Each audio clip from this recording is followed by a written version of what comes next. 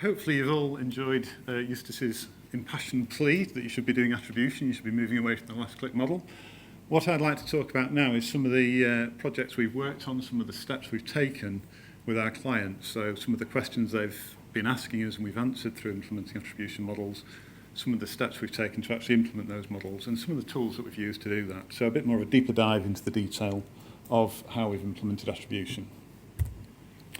I'll start with it. This is really pretty much a recap of just a couple of slides to illustrate what we've just been hearing about. So why is attribution suddenly such a hot topic? Well, not so long ago, the world looked something like this. You had people maybe doing PPC and a bit of organic search, supported by their SEO. They went to a desktop PC, they went to the checkout, and they bought something. And it was all pretty straightforward, and absolutely you would do attribution by maybe looking at the keyword that had driven the user to that website, but they were generally on one device, and it was a fairly simple world. Today, the world has changed somewhat. You've now got multiple paid channels, so you've got PPC, you've got social, you've got programmatic and display, you've got email marketing, affiliates, and so on. There's so many different ways that people become aware of your adverts and your brand. You've then got multiple devices. So as we've just heard, you could have somebody maybe browsing on their mobile phone on the way to work on the train. They then get to the office, they do some research on the desktop, they get home, and eventually, having consulted their better halves, they maybe make a purchase on the actual tablet at home. And actually, we've also got a bit of a strange online-offline thing going on as well, where many years ago, online stores were just online, and bricks and mortar stores were kind of scrabbling to catch up. Now bricks and mortar stores generally have a good online presence as well, so people may well order online, then go click and collect, or just buy something in store. And some online stores are starting to open shops on the high street as well, so there's a convergence there of where you might actually convert. So this new world kind of raises questions, and these are the sorts of questions that we get asked by clients when we're implementing an attribution model for them. The first obvious one, I guess, is which channels are driving sales. So bottom line, which channels are people searching on that drive them to the website and actually causing them to purchase something from us. Linked to that, then what's the ROI for that channel? So it's all very well spending a great deal of money advertising on a channel and getting some conversions back if those conversions aren't worth anything, if they're low value purchases. So we have to make sure that you're spending the money and getting the return back on that money on the advertising that you're placing. Thirdly, which channels attract new customers? So it's not all about driving sales necessarily. You can keep selling more, but you need to also get new customers into your brand and start purchasing from you. So there are different things that you might want to be looking at when you're doing attribution. It's not always just about who's converting. It may also be about who's coming as new customers to your brand. And specifically about those customers, are they the right kind of customers? So you can attract lots and lots of people, but if they come and make a single purchase and then disappear and you never see them again, they're maybe not the sort of people you want to be visiting your website.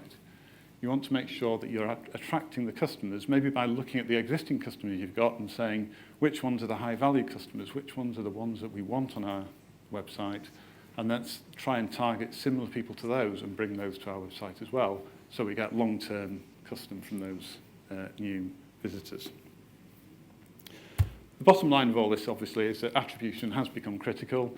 It's now a key topic in the industry, and as Eustace says, it's always been there, but it's now just such a more complicated landscape that you have to be taking this into consideration and doing more than just the last click model. So how do you start doing attribution? I mean, Eustace has said you just flick a switch in AdWords and magic happens, and that's true if you're just doing PPC and it's in AdWords, but perhaps if you're doing a multi-channel campaign, there is a little bit more to it. So how would we go about the process if somebody came to us and said, we want to do attribution? What is doing attribution? Well, we'd start off by asking some questions, and the first one is, do you need attribution? Well, hang on a minute. I just spent 40 minutes telling you that attribution is this really important thing, and I'm saying, do you need to do it at all? Clearly, if you recognise this slide, then yes, you need attribution. But even if you don't recognise this slide, if you've got a simpler environment, you need some level of attribution. And the question really that should be at the top of this slide is, what level of attribution do you need to be doing? You need to be doing something beyond last click, but there are different shades of attribution. It's not sort of something you either do or you don't do. You can implement it in such a way, any sort of attribution that you do beyond last click will bring you some benefit. So just let's get started and get down that road. So we've decided you need to do something. How do you figure out what you're going to do? Well, the next thing to consider is, what's the purpose of the campaign? So attribution is all about measurement. You've got to measure something. It's no good just saying, I'm going to do attribution. You've got to think, what am I actually trying to achieve? What am I trying to improve when I do this? So it may be building a brand awareness.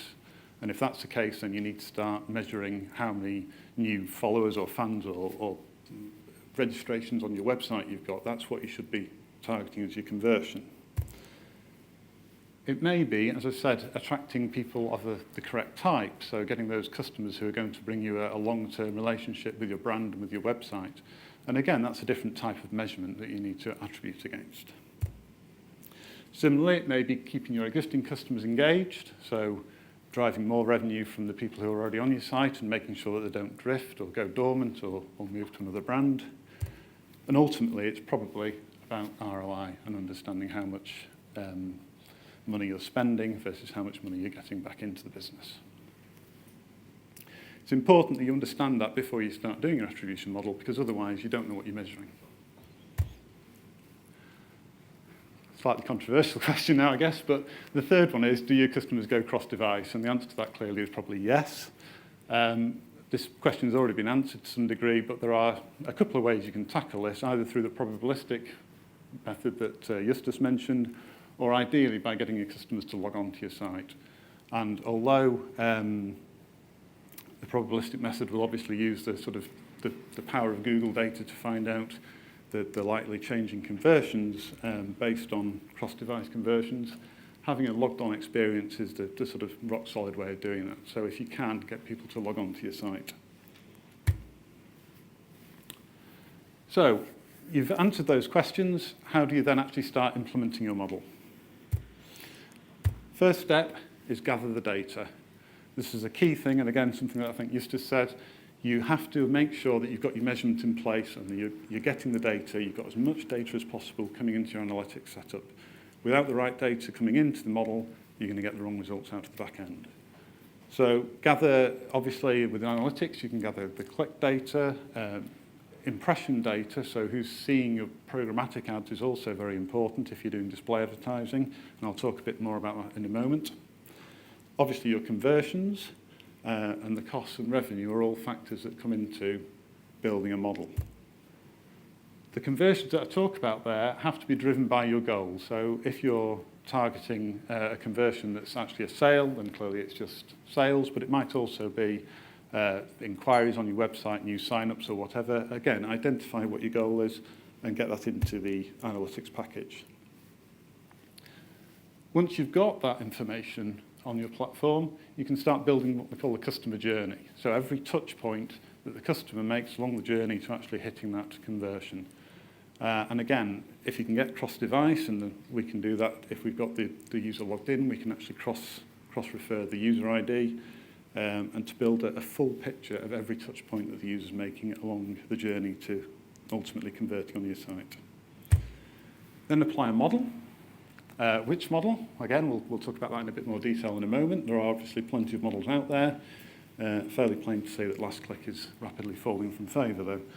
And finally, probably the most important thing is actually to test. So it's no good doing all this work. This building an attribution model, getting your report out, is actually just a means to an end. What you've then got to do is use that data to take action, make changes to your marketing spend, make changes to your bids, see what happens, test, refine, and go around that loop. If you can do all this work, but actually the ultimate goal is to improve your ROI or to get more sign-ups, whatever it may be, so you've got to make sure that you're achieving that goal. A couple of tips.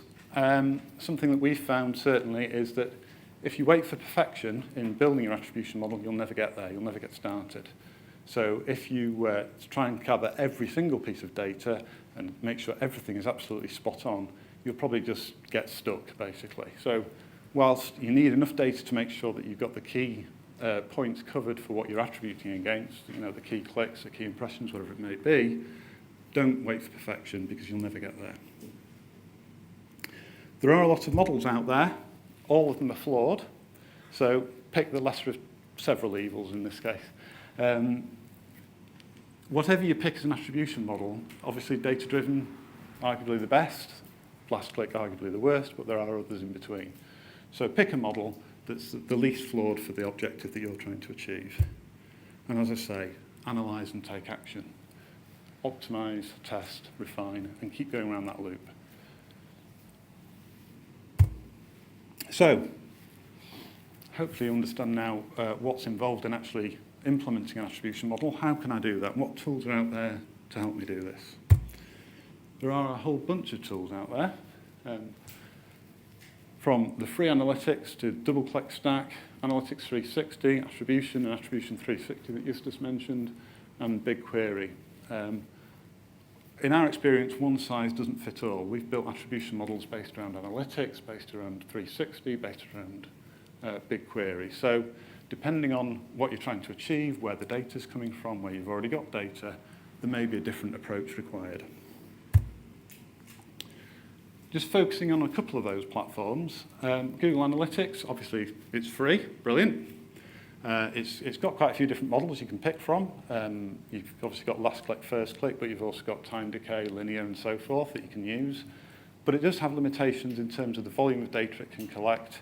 It doesn't have the data-driven model, which we've heard about, and which I'll explain a bit more in a moment.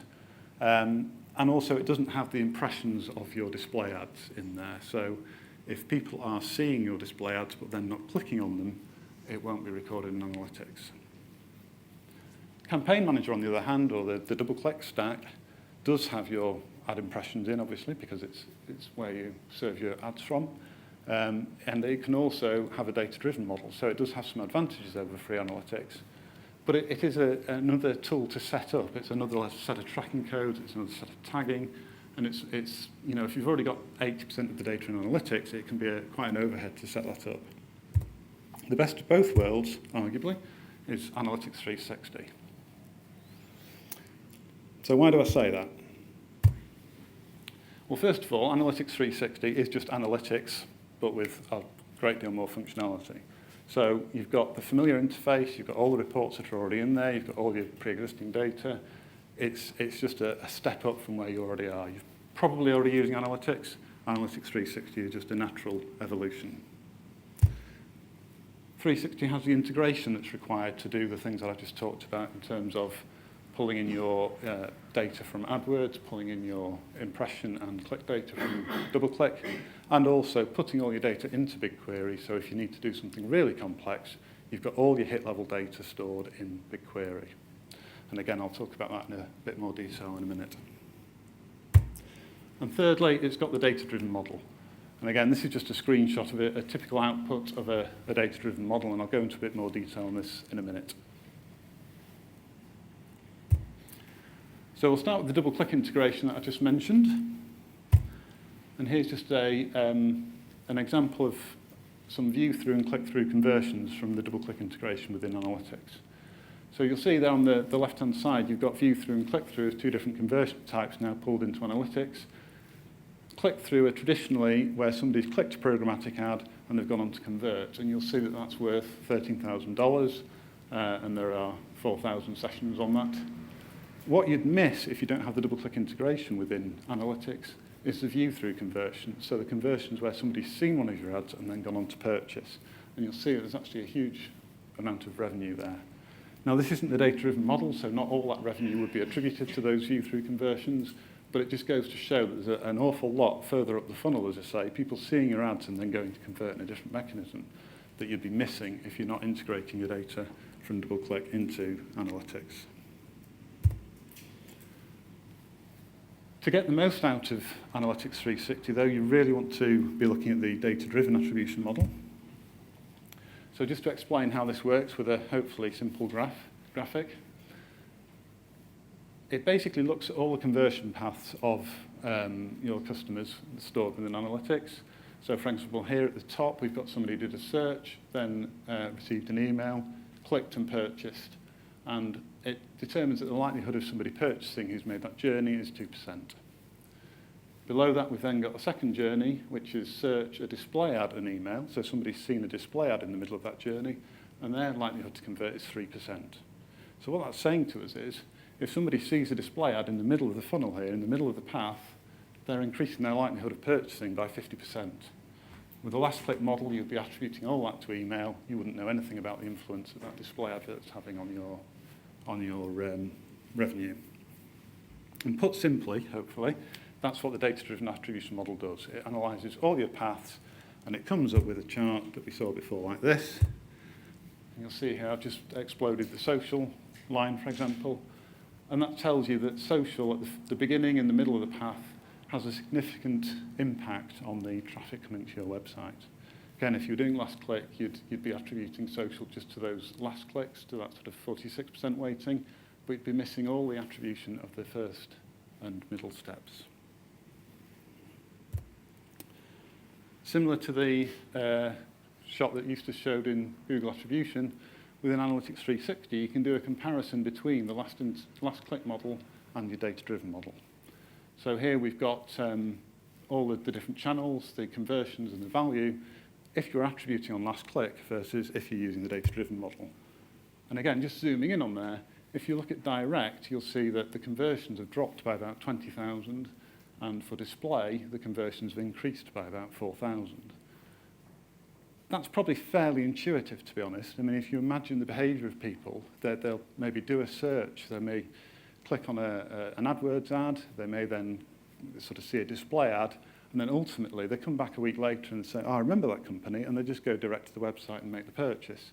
So direct will get a disproportionate amount of credit for conversions. When you apply the data-driven model, it says, well, hang on a minute, actually display had a strong part in that conversion funnel, so it should get more credit for the visits to the site, and direct should get less. Just taking a Google case study to illustrate the kind of power of this, Home Away used data-driven attribution on a keyword level basis. You can go down to keyword level data here, and they identified keywords which were sort of higher up the funnel, so people were using keywords to search for properties, maybe on a more generic basis, like properties in Menorca or something like that. That would drive them to Home and Away, and then they'd find a particular property and actually then search for that specific property before going to purchase.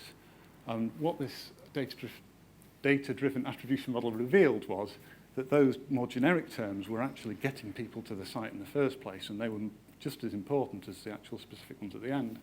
So they increased their bidding on those generic terms, and they saw a big increase in the conversions attributed to those keywords. So it just goes to show the power of actually looking higher up the funnel.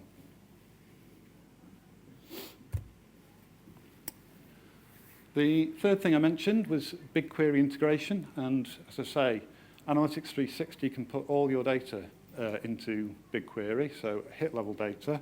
I've got a snapshot of the schema here. It's far too large to fit on a slide, but you'll see you've got all the sort of sessions, the hits, the traffic to your website uploaded into BigQuery every day. So you've got access to all the data that you can then process and analyze in the way you want. This is on the right-hand side, this is a screenshot from an attribution model we did for a travel company. Not Home and Away, I should probably clarify. They had a bespoke CRM system in this case, which couldn't integrate with analytics in any other way. So what we did here was we pulled the data from their analytics system and the data from their CRM into BigQuery, and we actually joined them together using the queries within BigQuery to be able to do the attribution. And you'll see here we just got a bunch of reservations and which booking was made and the revenue from those bookings, which we brought into a table in BigQuery. We joined those together with all the journeys that we had in analytics, so all the touch points that the clients had made, and we ended up with something like this. And the data's been slightly mangled for sort of anonymous, make it anonymous, I can't say that word. But you'll see on the left-hand side, you've got the channel groupings that they had, then the attributed inquiries, bookings, and revenue. There's a couple of interesting things about this. The first is obviously that they're able to attribute the revenue across the different channels, which the revenue was in a completely discrete CRM system, as were the bookings. The other is that they had a couple of different targets. So they're looking at getting inquiries onto the website, but they're looking at getting the right sort of inquiries. So you can see here that certain channels drive a lot of inquiries, but maybe not so many bookings. And the important thing really for them is to get the channels that get the bookings. They're the ones that they're after. So they can look at this data and they can say which channels are actually driving bookings and driving the most revenue. And rather strangely, actually, in this case, social seems to drive a number of very high-value bookings. So for whatever reason, people seem to spend more when they've seen their particular ads on social. This is just another visualization of that same data. This is using Data Studio. I don't know if everybody's familiar with Data Studio, but it's a great way to present the data, having done an attribution model either in Analytics or in BigQuery. Data Studio sits on top of those platforms and allows you to visualize the data in charts, graphs, tables, whatever.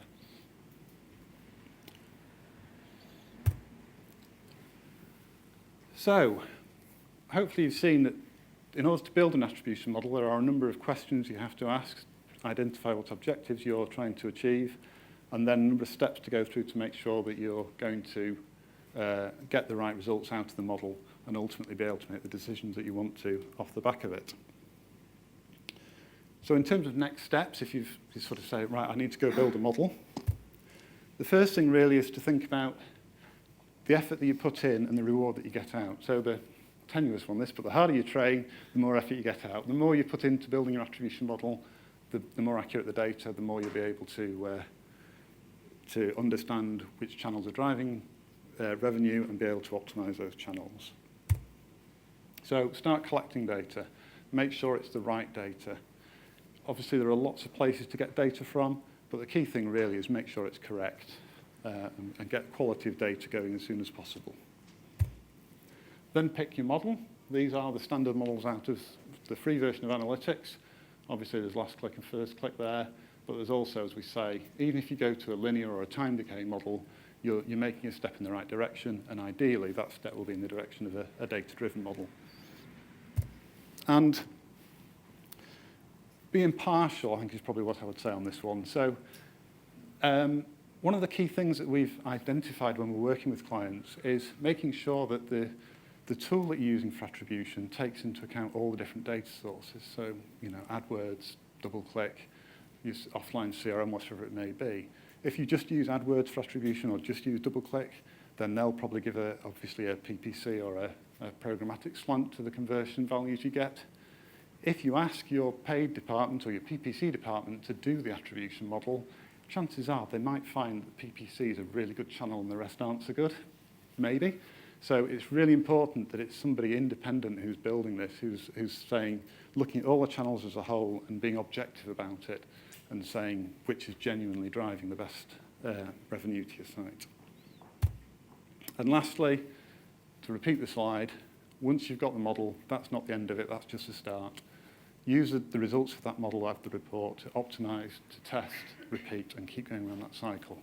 Attribution isn't a one-hit wonder. It's not something you just do and then stop. It's ongoing, and you just keep doing it and refining it and improving it. And that's it. You'll be glad to know we're not far from a coffee break, but before we go, are there any questions?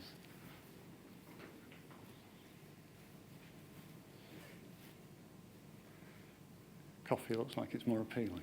Oh, no?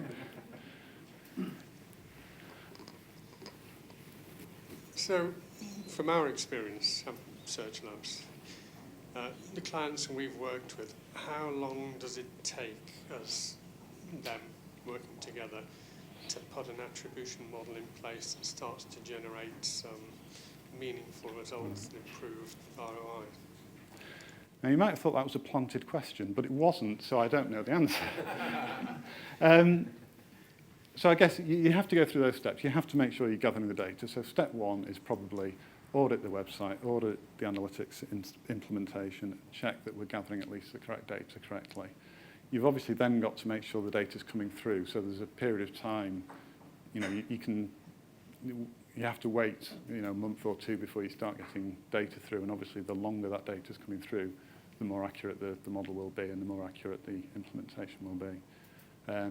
So realistically, it's get your analytics implementation in place, identify what you're trying to achieve, and then start producing the reports. Do I have to put an exact number of weeks and months on that? No, I think the point I was trying to make was it can take a long time, and we don't always know until we start the journey with a client how long it's going to take, because each client's different. Yeah. I might have like some idea on how long it actually takes, because I have been like prior to joining Google, I've been working with a bunch of bigger. I can just scream. No, I've been working with a bunch of bigger customers trying to build custom attribution models with the help of platforms that were out there. And if, like, the takeaway is, if you don't have a good partner that's helping you on this journey, you'll fail. Like, it's not a question of how long it takes. It's you will never end up at the spot where you want to be. So actually, it's worth paying for it, to be honest. And this is not a setup answer. I'll take that. Any more? Okay. No? Okay. Yeah, good. Thanks, Angus. Okay. Thank Very you. good.